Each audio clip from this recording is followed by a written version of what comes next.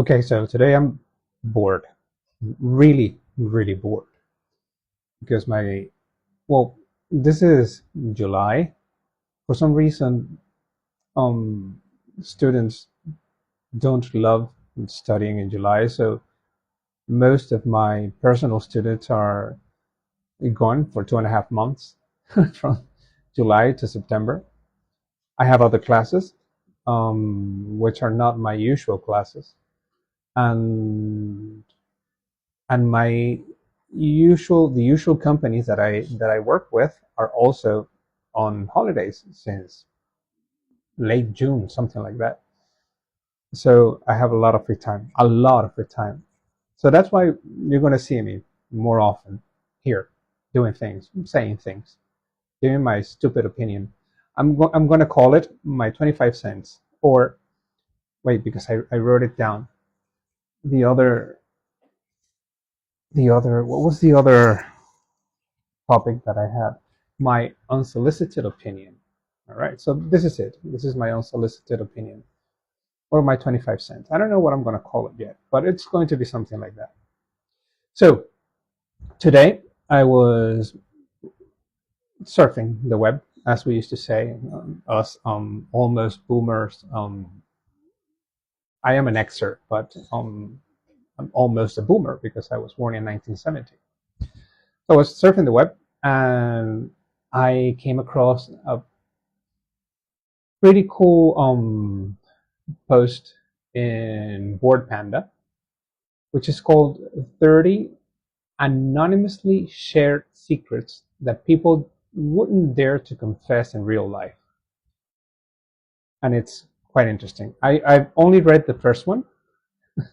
I think it's very funny, but I haven't read the rest. So let's see how it goes. It's going to be a surprise for me too. So listen to the first one. I tell everyone the reason I do beekeeping as a hobby is because I want the honey and I want to help prevent colony collapse. The real reason I started to is because my mother is extremely allergic to them and now she won't come near my house anymore. I mean, what kind of relationship can you have with your mom that you only do beekeeping? Okay, taking into account how dangerous beekeeping could be because you could also get stung by bees.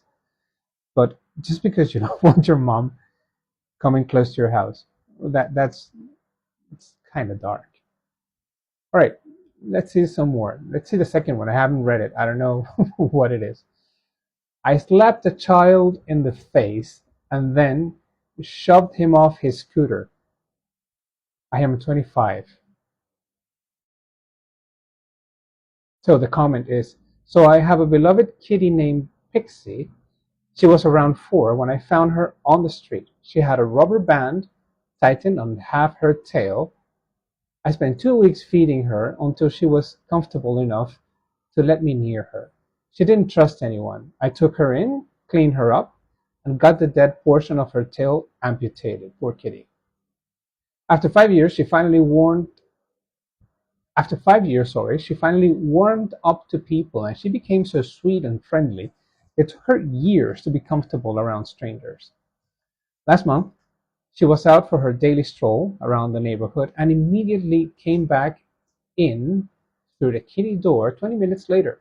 Usually she is out and about for 2 or 3 hours. She had two small holes in her chest, whoa, and one near her butt. She was completely frightened and was crying, meowing. She wouldn't even let me go near her for the first 5 minutes. I knew for certain that she was shot with metal BBs. I take her in my car and start driving to the vet, but took a quick detour around the neighborhood. I was going to take the long way to see if I could find the culprit. Sure enough, I see a kid on a scooter standing on his driveway with a CO2 powered BB gun, aiming in the drainage cavity by the sidewalk.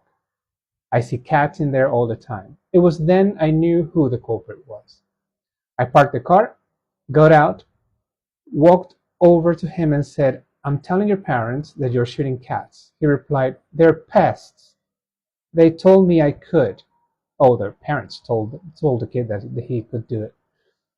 The smug little look on his face threw me over the edge. I slapped the out of and kick swept his legs out from under him and watched him fall flat on his ass. I then picked up his gun and smashed it on the ground. A small part of me wanted to finish him off with a stomach kick for good measure, but I am 25, so I looked both ways before crossing the street and bolted. As I hopped in my car and sped away, I had heard him shrieking in the distance. My kitty was treated and is doing okay. She is a lot more skittish and spends less time outside. So I don't know what to think. Sorry for sorry for laughing. I mean, I'm a dad.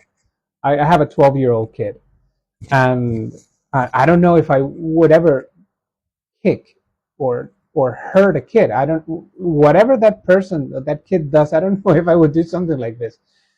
So forgive me for laughing, but I think that kid deserved something.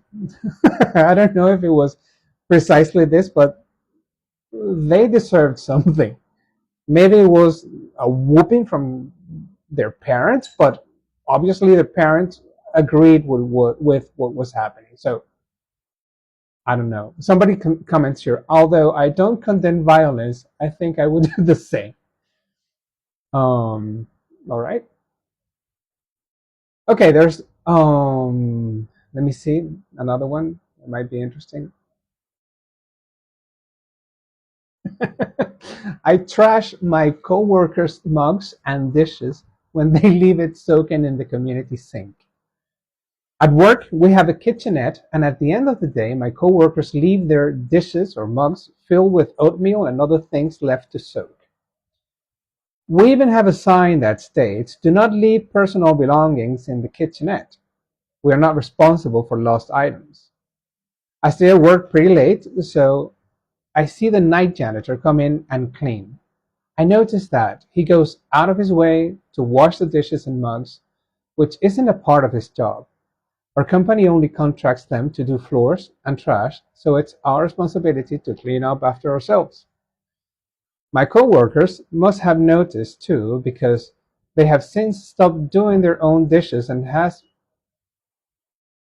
been leaving piles in the sink, knowing that they will be magically washed and dried in the morning. Yeah, the elves come in during the night and they wash all the things, all the dirty things that you leave at the office. They even make comments about the Mexican soccer. Wow, that's cleaning for them. This has been on this has been ongoing for a few weeks now, and my coworkers even have the audacity to complain about water spots on their. So throughout the day, when I find myself alone in the kitchenette, I take an item or two and toss them out in the building hallway trash so it can't be found. We work in a building where we share office space with other businesses and there's no cameras, so I haven't been caught yet. A coworker asked our manager about their items being taken, but my manager just reiterated the policy. I guess I am being petty, but my coworkers are trash and I don't feel bad. I'm going to tell you a little story. It's not the same, but I used to work in an advertising agency, and there was this lady that who was the person in charge of the kitchen, the cleaning, and many other things. I don't know why that poor woman didn't leave in time. One day, I see her putting on some, rubber gloves, and the gloves are all torn. And I told her, "Why don't you have new gloves? I mean, you're working here with material and cleaning stuff that it's not good for your skin." And she said, "Well, I have been asking the owners of the company for months to give me new gloves, and nobody has given me the gloves." And I said, "No, I can't believe that." So the lady had to basically buy her own gloves if she wanted good gloves. So next time, whenever I could, I bought her. I don't know if it was one set of gloves or a bag of gloves, but I gave her the new gloves. I couldn't believe it. It was not my job to do it, but I couldn't bear that poor woman, washing and doing cleaning with broken gloves. It was devastating. All right, let's find another one. I give my 3-year-old son counterfeit fast food. Okay, there's a box, a happy food, you know what I'm talking about, happy food box from that place, and it says, I save my son's wrappers and box and reuse them by serving him microwaved chicken nuggets and oven French fries in them. I even throw in ketchup packets and a little toy he'd forgotten he had to help sell the lie. He loves it, and I'm not sorry. Sometimes parents are monsters. We are monsters sometimes. Okay, here's another one. This is the last one. I am a foot and a half taller than my wife. So when I take a shower, I make sure to set the shower head as high as possible. Then when she gets in, she can't reach it to lower it, and she has to call me in. So I get to see her naked. Yeah, I'm gonna edit that one. I edited the last one. It was not safe for work. All right. Let's see. Let's do one more. I fall asleep watching my boyfriend's YouTube channel, so he gets more views on his videos because it makes me happy how excited he gets about more views. Thank you. Thank you to this girl or lady or whoever it is. Thank you.